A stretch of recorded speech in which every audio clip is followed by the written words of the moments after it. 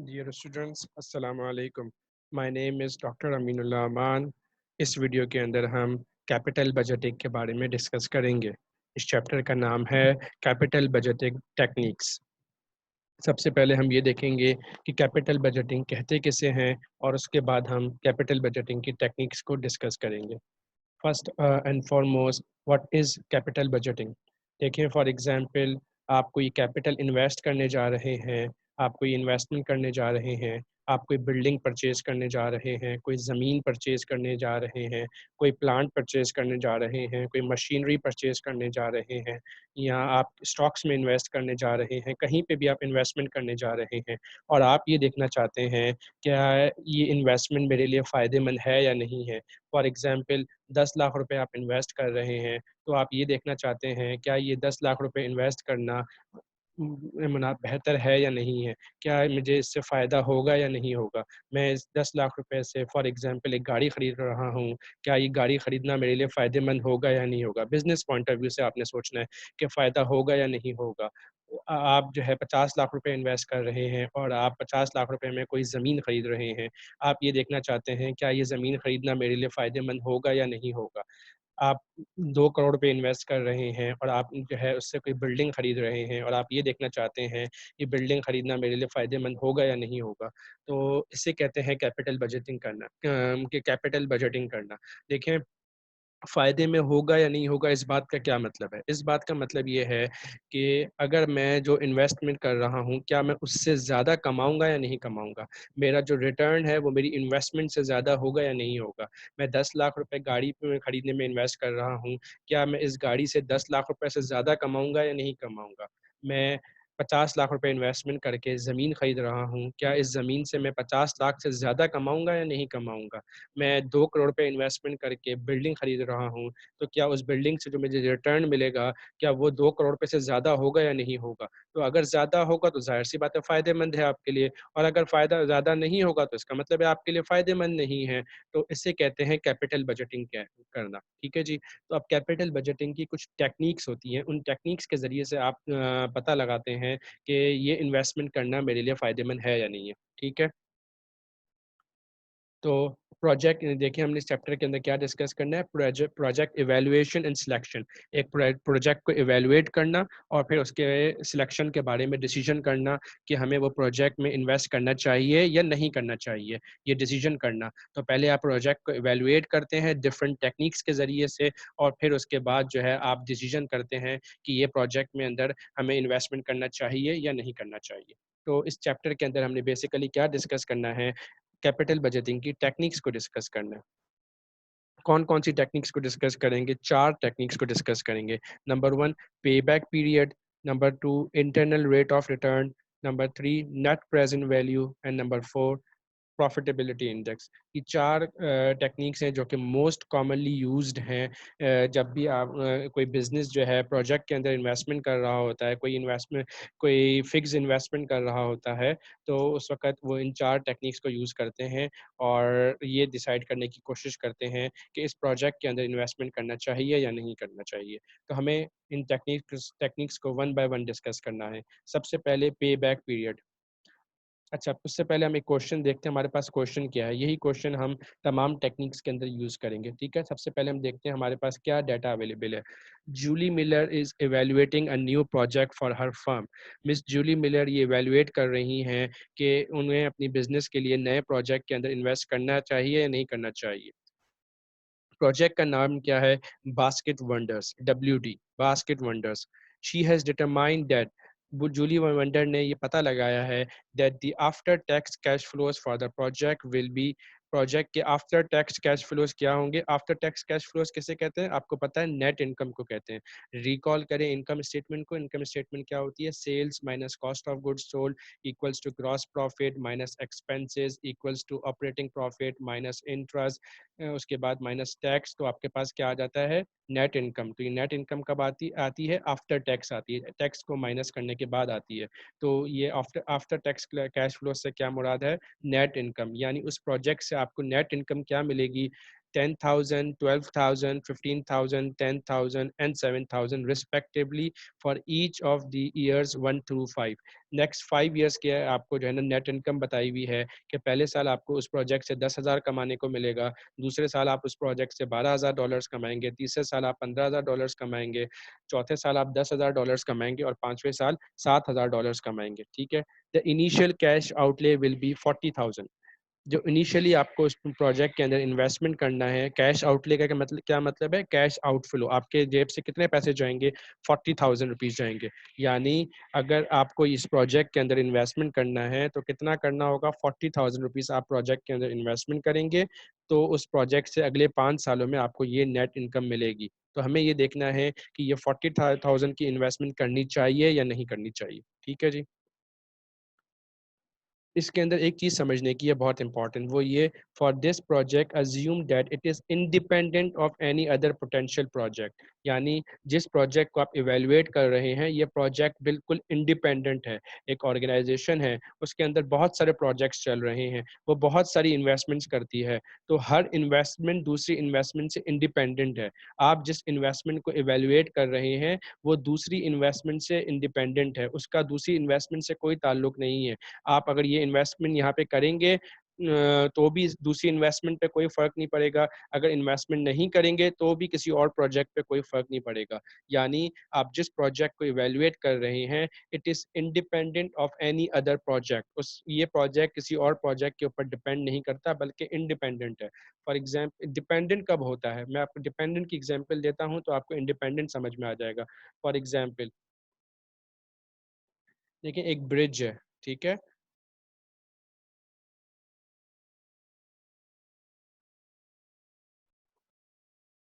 देखें एक ब्रिज है, एक कंपनी है, एक ब्रिज जो है ना तामीर कर रही है, कंस्ट्रक्शन कर रही है, एक बड़ा सा ब्रिज बना रही है। उस ब्रिज बनाने के लिए कंपनी को सीमेंट चाहिए होगा। सपोज कंपनी डिसाइड कर रही है कि सीमेंट हम अपना बनाएंगे, हम अपना सीमेंट प्रोड्यूस करेंगे और उस सीमेंट को जो है ना उस ब्रिज के बनाने में इस्तेमाल किया जाएगा। तो कंपनी अपना सीमेंट प्लांट लगा रही है। सीमेंट प्लांट क्यों लगा रही है? सीमेंट प्लांट लगाकर उस सीमेंट को यूज़ किया जाएगा ब्रिज की कंस्ट्रक्शन के अंदर। तो देखें ब्रिज की कंस्ट्रक्शन एक अलग प्रोजेक्ट है और सीमेंट प्लांट लगाना एक अलग प्रोजेक्ट है, लेकिन दोनों प्रोजेक्ट्स एक दूसरे के ऊपर डिपेंडेंट हैं। आप सीमेंट प्लांट बनाएंगे तो ये सीमेंट यूज़ होगा कंस्ट्रक्शन के अंदर, ब्रिज की कंस्ट्रक्शन के अंदर। अगर आप सीमेंट प्लांट नहीं लगाएंगे, सीमेंट नहीं बनाएंगे तो आप कंस्ट्रक्शन नहीं कर सकेंगे, क्योंकि आप सीमेंट खरीदना नहीं चाहते। सीमेंट खरीदेंगे तो बहुत महंगा पड़ेगा आपको, इसलिए आपके लिए इस ब्रिज को बनाना उसी वक्त फ़ायदेमंद है जब सीमेंट आपका अपना हो। तो अपना सीमेंट तभी होगा जब आपको सीमेंट का प्लांट लगाना होगा। तो सीमेंट का प्लांट जो है डिपेंडेंट है ब्रिज की कंस्ट्रक्शन के ऊपर।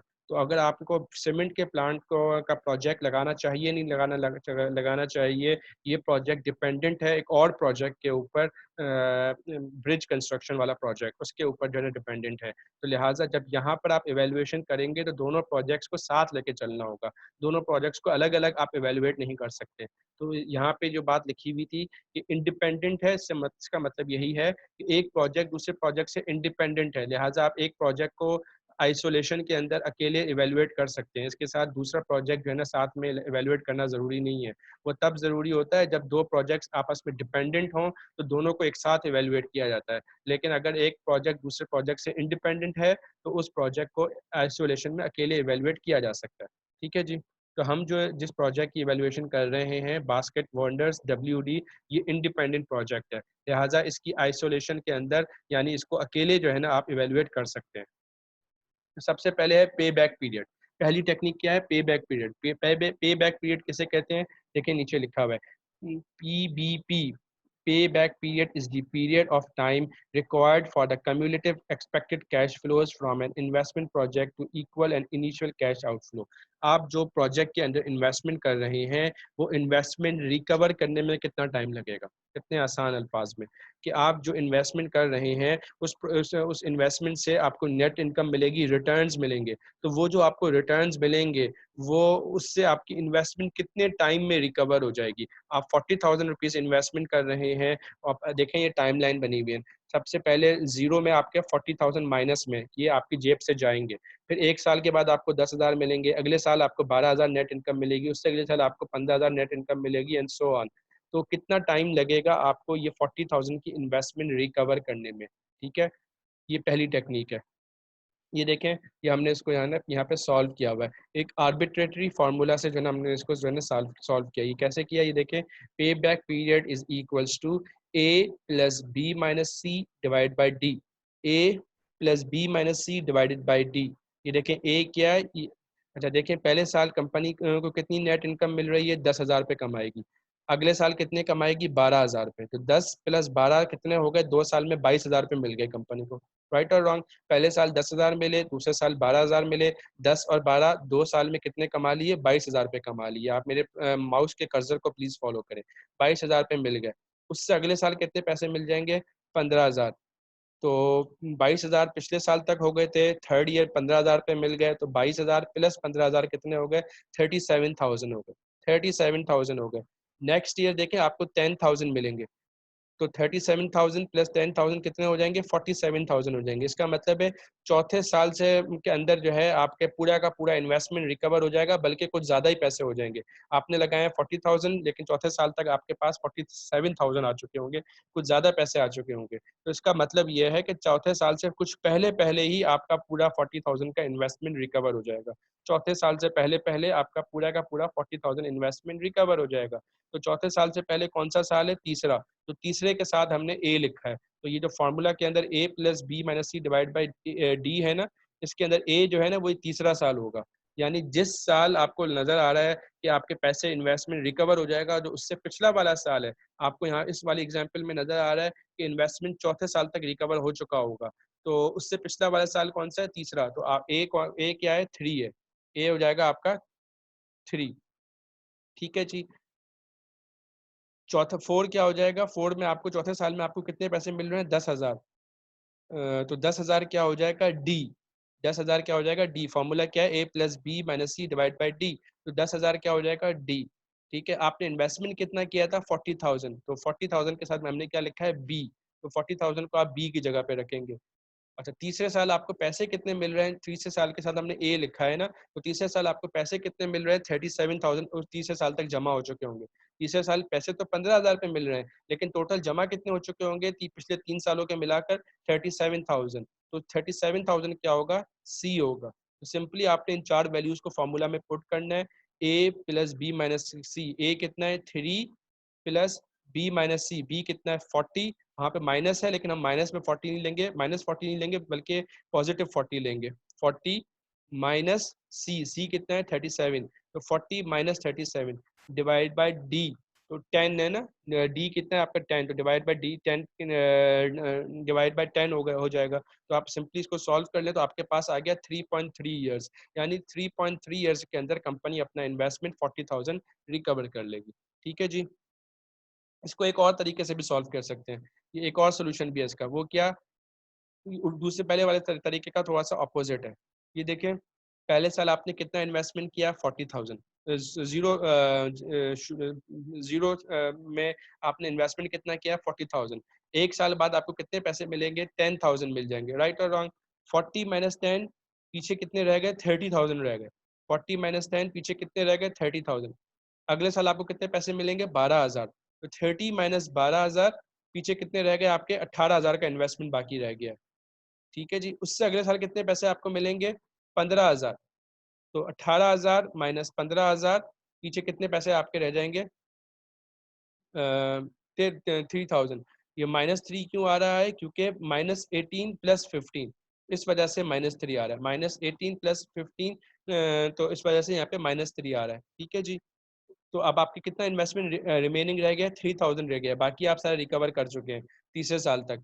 तो तीसरे साल में आपको कितना रह गया, 3,000 रह गया। अगर चौथे साल आपको कितना मिल रहा है, 10,000 मिल रहा है, और आपका रिमेनिंग कितना था, 3,000। इसका मतलब है चौथे साल से कुछ पहले पहले ही आप अपने 3,000 रिकवर कर चुके होंगे, क्योंकि चौथे साल तो आपको 10,000 मिलेगा।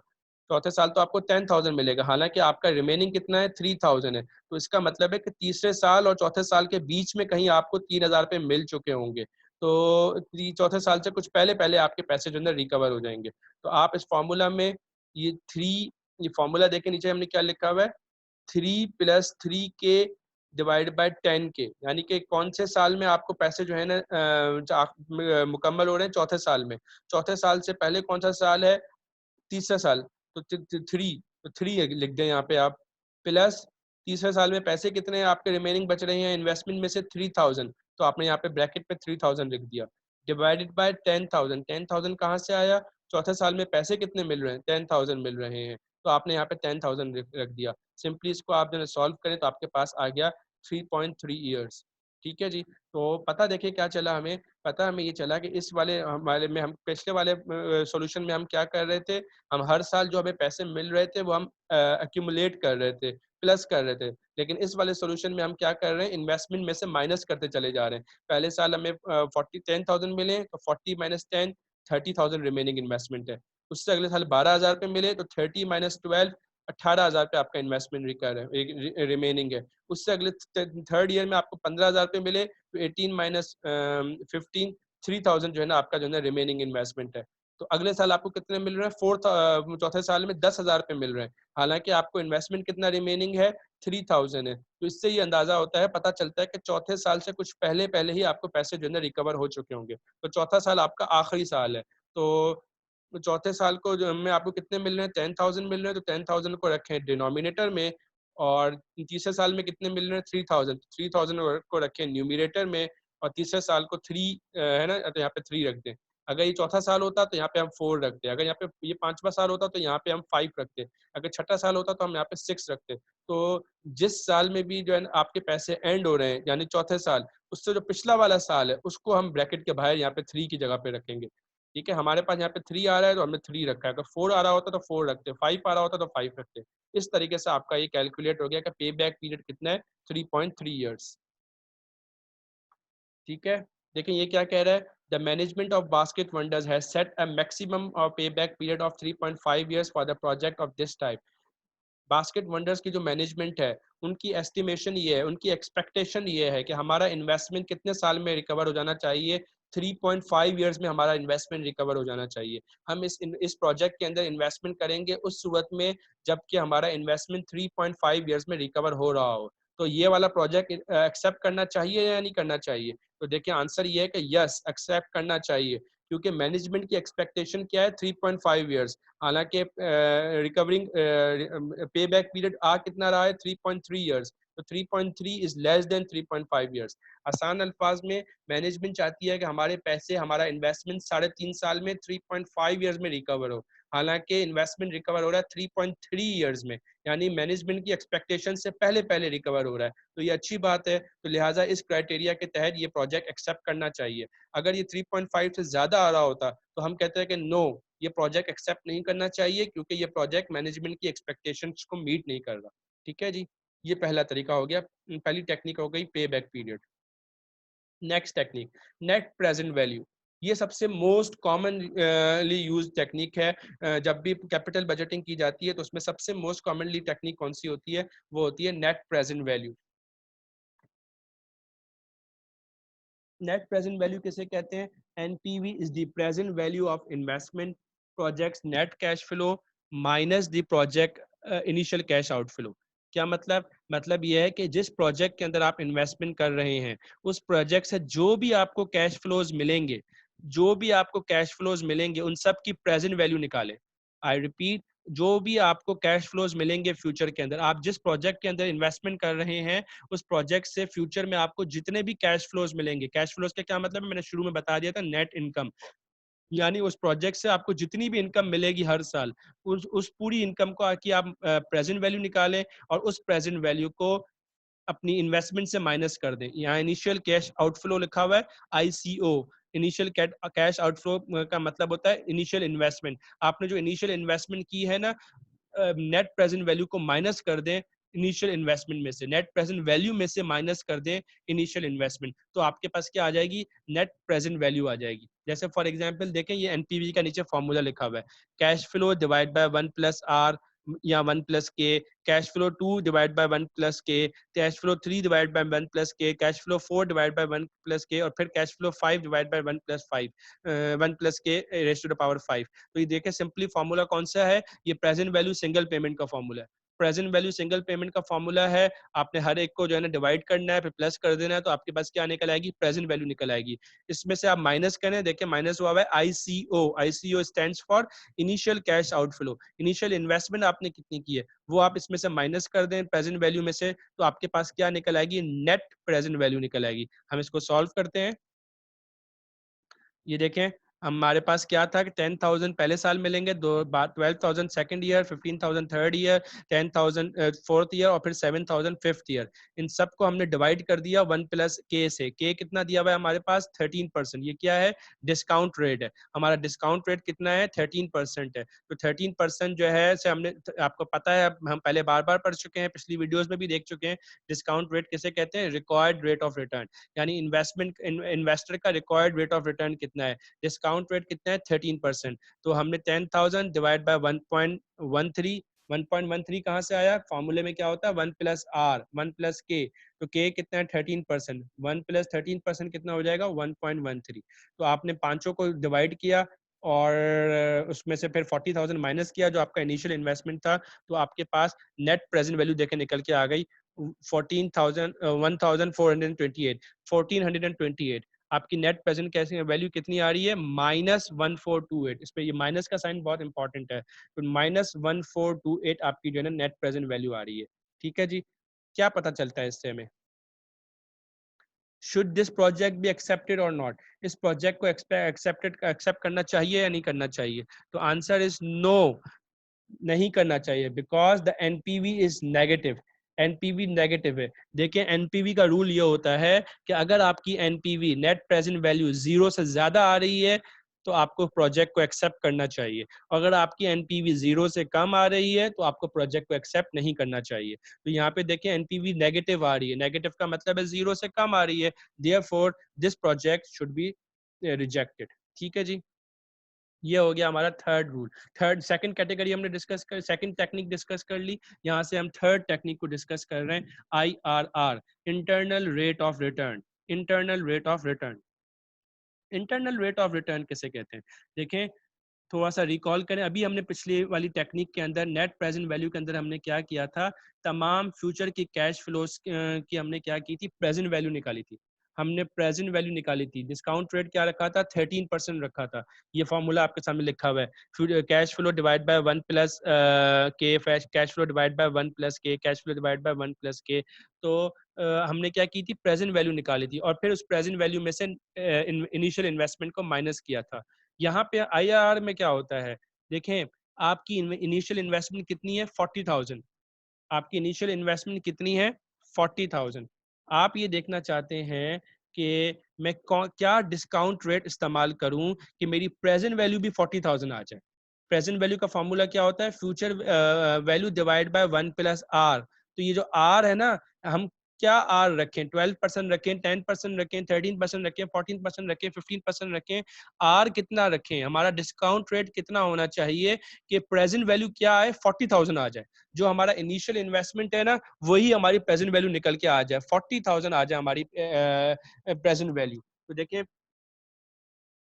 ये आप पिछला वाला क्वेश्चन देखें, आपने प्रेजेंट वैल्यू निकाली थी, फिर उसमें से 40,000 माइनस किया था ना, तो हम ये देखना चाह रहे हैं कि क्या प्रेजेंट वैल्यू कितनी आनी चाहिए, 40,000 ही आनी चाहिए। जितनी हमारी इनिशियल इन्वेस्टमेंट है उतनी ही प्रेजेंट वैल्यू आनी चाहिए। इसके लिए हमें डिस्काउंट रेट कितना यूज करना चाहिए, हमें देखे पिछले वाले क्वेश्चन में हमने डिस्काउंट रेट कितना यूज किया है, 13% यूज किया है, 13% यूज किया है। तो हमें डिस्काउंट रेट कितना यूज करना चाहिए, यहाँ पे तो हमने 13% क्वेश्चन में दिया हुआ था तो यूज किया था ना, तो हमें ये देखना है कि हम कितना डिस्काउंट रेट यूज करें कि हमारी जो प्रेजेंट वैल्यू आए वो बिल्कुल 40,000 के बराबर आए, 40,000 आनी चाहिए। तो हमें डिस्काउंट रेट कितना यूज करना चाहिए, तो देखें फॉर्मूला लिखा हुआ है, cash flow divide by 1 plus I R R, 1 plus R, 1 plus K, 1 plus I R are, सब एक ही बात है, एक ही मतलब है। यहाँ पे आप आई आर आर, आर जो लिखा होता है ना वो आई आर आर ही होता है, तो आप आर लिखें, यहाँ पे आई आर आर लिखें, के लिखें, सब एक ही बात है, सब डिस्काउंट रेट ही है। तो आई आर आर किसे कहते हैं, internal rate of return, I R R stands for internal rate of return. तो हम यहाँ पे क्या रिटर्न रेट यूज करें कि हमारी जो प्रेजेंट वैल्यू आए इन सब तमाम कैश फ्लोज की 40,000 आ जाए, हमारी इन्वेस्टमेंट कितनी है 40,000, तो प्रेजेंट वैल्यू भी 40,000 आ जाए, तो हमें ये रेट कितना यूज करना चाहिए। तो देखें इसके लिए ट्रायल एंड एरर बेसिस की टेक्निक होती है। आपको डिफरेंट रेट्स लगा लगा के देखना पड़ेगा कि कब आता है IRR जो है कैसे जो है प्रेजेंट वैल्यू उसकी जो है इन्वेस्टमेंट के बराबर आ जाए। तो उसके लिए हम क्या रिटर्न यूज करें, क्या रेट यूज करें, तो आपको ट्रायल एंड एरर के बेसिस पे डिफरेंट आई रेट्स यूज कर करके देखना होगा, डिफरेंट रेट्स यूज कर करके देखना होगा कि कौन से रेट पे आपकी प्रेजेंट वैल्यू इनिशियल इन्वेस्टमेंट के बराबर आ रही है। ये मैं आपको नेक्स्ट वीडियो के अंदर बताऊंगा कि किस तरीके से हम जो है इस बात को मेक श्योर करते हैं और कोशिश करते हैं कि हमारा आर हमें वो मिल जाए जिस आर पे हमारी प्रेजेंट वैल्यू इनिशियल इन्वेस्टमेंट के बराबर बन रही है। ठीक है जी। यहाँ पे दिया हुआ है क्वेश्चन के अंदर, फॉर एग्जाम्पल हम इनिशियल इन्वेस्टमेंट IRR कितना यूज कर रहे हैं, 13% यूज कर रहे हैं। हम IRR कितना यूज कर रहे हैं, 13% यूज कर रहे हैं। तो हमें इस प्रोजेक्ट को इन्वेस्ट 13% अगर हम IRR यूज करें तो हमारा जो प्रेजेंट वैल्यू आ जाएगी वो 40,000 के बराबर आ जाएगी। तो हमें इस प्रोजेक्ट को एक्सेप्ट करना चाहिए या नहीं करना चाहिए। तो यहाँ पे आंसर दिया हुआ है no, because the firm will receive 11.5%। Firm को कितना रिटर्न मिलेगा, इसके ऊपर 11.5% मिलेगा। तो IRR क्या होती है, आपकी कॉस्ट होती है। IRR आपकी कॉस्ट होती है और आपका रिटर्न कितना है 11.5%। तो रिटर्न कम है, कॉस्ट ज्यादा है, इसलिए इस प्रोजेक्ट को आपको एक्सेप्ट नहीं करना चाहिए। देखिए यहाँ पे ब्रैकेट में लिखा हुआ है IRR is less then the hurdle rate. IRR is less then the hurdle rate. तो आपका IRR जो है ना ज्यादा होना, कम होना चाहिए आपकी रिटर्न से। आपका तो आपकी कॉस्ट कितनी है 13%, रिटर्न कितना मिल रहा है आपको 11.5%। तो देखें रिटर्न कम मिल रहा है और कॉस्ट ज्यादा आ रही है, इसलिए इस प्रोजेक्ट को एक्सेप्ट नहीं करना चाहिए। मैं आपको नेक्स्ट वीडियो में बताऊंगा कि IRR को हम कैसे जो है ना हिट एंड ट्रायल के बेसिस पे, ट्रायल एंड एरर के बेसिस पे कैलकुलेट करते हैं। ठीक है जी। नेक्स्ट और लास्ट टेक्निक जो हमें डिस्कस करनी है उसका क्या नाम है, प्रॉफिटेबिलिटी इंडेक्स। ये बहुत आसान है। इसके अंदर हम क्या करते हैं, हम जब नेट प्रेजेंट वैल्यू कैलकुलेट करते हैं तो अभी हमने पीछे देखा था कि हम तमाम कैश फ्लोज की प्रेजेंट वैल्यू निकालते हैं और फिर उसमें से इनिशियल इन्वेस्टमेंट को माइनस करते हैं, इनिशियल कैश आउटफ्लो को माइनस करते हैं। लेकिन प्रॉफिटेबिलिटी इंडेक्स के अंदर हम क्या करते हैं, तमाम कैश फ्लोज की प्रेजेंट वैल्यू निकालते हैं और फिर उसको डिवाइड कर देते हैं इनिशियल कैश आउटफ्लो से। इनिशियल कैश आउटफ्लो से, इनिशियल इन्वेस्टमेंट से हम उसको डिवाइड कर देते हैं। फॉर एग्जाम्पल हमारा प्रेजेंट वैल्यू कितनी आ रही है 38,572, हमारी इन्वेस्टमेंट कितनी थी 40,000, तो डिवाइड किया तो हमारी प्रॉफिटेबिलिटी इंडेक्स कितना आ रहा है 0.9643। आई रिपीट, जब आप तमाम कैश फ्लोज की प्रेजेंट वैल्यू निकाल रहे हैं तो कितनी आ रही है 38,572, जैसे हमने पीछे कैलकुलेट की एनपीवी के टाइम पे। तो 38,572 आपकी जो है प्रेजेंट वैल्यू आ रही है और आपका जो है ना इनिशियल इन्वेस्टमेंट कितना है 40,000 है। तो 38,572 को आप 40,000 से डिवाइड करें तो आपके पास प्रॉफिटेबिलिटी इंडेक्स कितना निकला 0.9643 निकला। ठीक है, तो हमें प्रॉफिटेबिलिटी इंडेक्स को देखते हुए क्या पता चल रहा है, इस प्रोजेक्ट को एक्सेप्ट करना चाहिए। आंसर इज नो, नहीं करना चाहिए, because the profitability index is less than zero, sorry less than one. Profitability index less than one आ रहा है, हालांकि प्रॉफिटेबिलिटी इंडेक्स वन से ज्यादा आना चाहिए। अगर प्रॉफिटेबिलिटी इंडेक्स वन से ज्यादा है तो हम प्रोजेक्ट को एक्सेप्ट करेंगे, अगर प्रॉफिटेबिलिटी इंडेक्स वन से कम है तो हम प्रोजेक्ट को एक्सेप्ट नहीं करेंगे, रिजेक्ट करेंगे। यहाँ पर क्या आ रहा है 0.9643, इसका मतलब है वन से कम है, लिहाजा हम इस प्रोजेक्ट को रिजेक्ट करेंगे। तो देखिए एनपीवी का रूल क्या हमने डिस्कस किया था कि जीरो से ज्यादा होनी चाहिए, अगर जीरो से कम होगी एनपीवी हम प्रोजेक्ट को रिजेक्ट करेंगे।